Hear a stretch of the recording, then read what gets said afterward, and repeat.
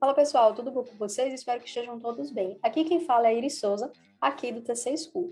E o vídeo de hoje ele é super especial, isso porque eu vou trazer para vocês os principais aspectos do livro intitulado O Investidor em Ações de Dividendos, que é a mais nova obra do diretor educacional aqui do TC, o Felipe Pontes, juntamente com Orleans Martins, que é o head do TC Labs. Então, se você quer saber tudo sobre esse livro e pegar ótimas dicas para se dar bem no mundo dos investimentos, fica aqui comigo que depois da abertura eu vou te dizer tudo sobre esse livro.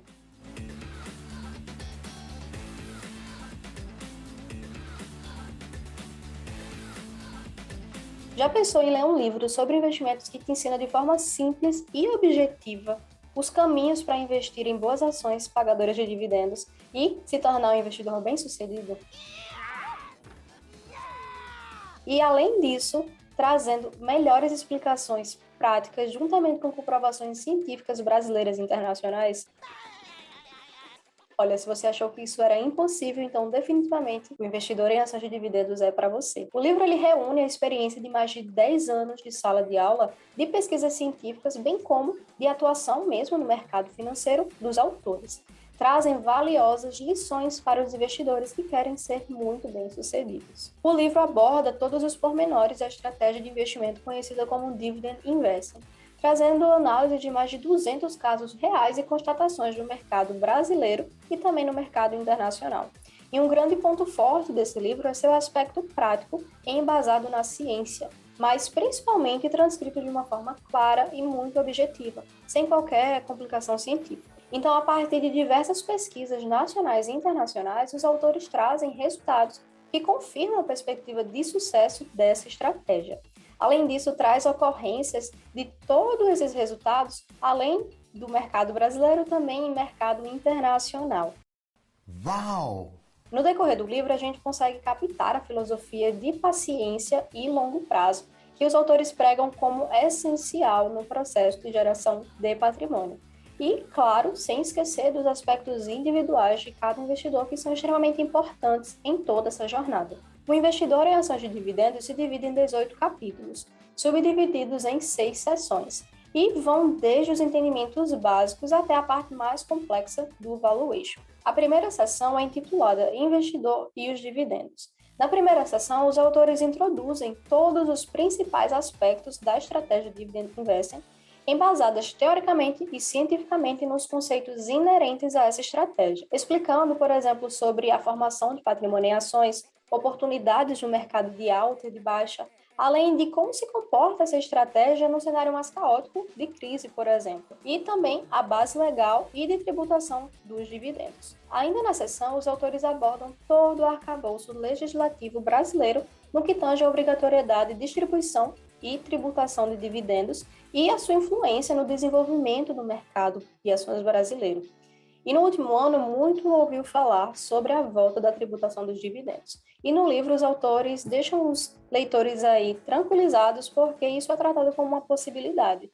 E é válido salientar que o livro é bem prático. Então, na parte de valuation, que é mais lá para frente, os autores apresentam os resultados em um cenário sem tributação e também caso haja tributação e como isso afeta o valor da ação. A seção 2, que é intitulada Entendendo o Dividend Investing, começa a incorporar conceitos mais específicos e também a trazer outras óticas de conteúdos que são inerentes a essa estratégia.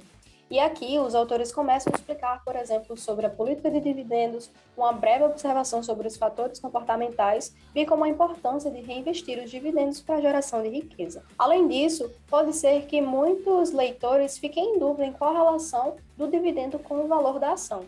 E os autores trazem uma metáfora super legal para explicar isso para a gente. Os autores falam assim: imagine que uma ação com um dividendo é como uma galinha com um ovo. Quando a galinha põe o ovo, a soma do peso da galinha sem o ovo com o peso do ovo é exatamente igual ao peso da galinha com o ovo. Ou seja, com a ação acontece algo parecido. Em teoria, o valor da ação sem o dividendo vai ser exatamente igual ao valor da ação com o dividendo, menos esse dividendo já pago. Ou seja, isso é um processo de ajuste teórico. Dadas todas as explicações referentes a isso, partimos para a terceira seção, que é chamada Fundamentos das Empresas. E você já pode ter se questionado o porquê das empresas pagarem dividendo ou como é feito o cálculo para que ele seja pago. No livro você encontra as respostas para tudo isso. Os autores afirmam que essa relação ela está intrinsecamente relacionada com os fundamentos de cada empresa. E na seção 3, os autores discutem sobre a importância da persistência dos lucros da empresa sobre o dividendo, bem como o aspecto mais formal do entendimento, partindo para a análise da conjuntura empresarial. Os autores deixam claro que os fundamentos das empresas são os pilares para a determinação da compra de uma ação. Isso também deve ser observado na estratégia Dividend Investing. O fato é que boas empresas conseguem gerar lucro e, consequentemente, pagam dividendos. Entretanto, alguns investidores podem aí ser atraídos por uma distribuição maior em um determinado período ou algo pontual, esquecendo o fator principal. Aquela distribuição se justifica nos fundamentos da empresa? Bom, o livro traz diversas discussões sobre essas questões, fornecendo subsídio para uma análise adequada para que os investidores não recaiam em erros, quando avaliarem essas empresas. Ainda na seção, os autores fazem outras observações. E como já vimos, dividendo nada mais é do que o lucro. Então, quais seriam as características comuns de empresas lucrativas e que, consequentemente, são boas distribuidoras de dividendos? Os autores afirmam que essa busca ela pode ser guiada por fatores como o estágio do ciclo de vida, o tamanho, o setor de atuação, o market share, ou seja, a participação no mercado, e também o posicionamento estratégico, dentre outras características que podem sugerir que essa empresa tem um balanço saudável. Feitas essas explicações, partimos para a seção 4, que é a chamada Valuation por múltiplos. Aqui os autores iniciam alertando que não se devem tomar decisões apenas com base em um único indicador financeiro ou um pequeno conjunto de indicadores correlacionados. Os autores explicam que a procura por empresas segue em 2 passos básicos. O primeiro deles é o uso de filtros, para que consigam captar boas empresas com bons fundamentos, e, em um segundo momento, uma análise específica e criteriosa dessas melhores empresas anteriormente catalogadas. Então, a 4ª seção ela abre as portas para essa parte mais específica do livro, e os autores inicialmente tratam isso a partir do valuation por múltiplos, estes que nada mais são do que indicadores úteis para a determinação do valor justo de um ativo em relação a outro ativo comparável. Então, inicialmente, os autores apontam 2 elementos que são de suma importância para esse tipo de valuation. O primeiro deles é a padronização das medidas e o segundo é a utilização de empresas comparáveis. Além disso, os autores trazem também aí considerações sobre esse tipo de valuation que são muito importantes para que a gente fique ligado e façam boas considerações a partir desse tipo de valuation. Então, apesar de ser um meio mais facilitado para a avaliação de uma empresa, o valuation por múltiplos pode ser um meio inconstante de análise. E os autores explicam isso, dizendo que há uma possibilidade de medidas equivocadas a serem usadas. Isso porque tem uma facilidade muito grande de ser achado na internet, então pode ser que o meio em que você pegou não tenha calculado aquilo de uma forma tão correta. E, além disso, tem outro fator que é o humor de mercado.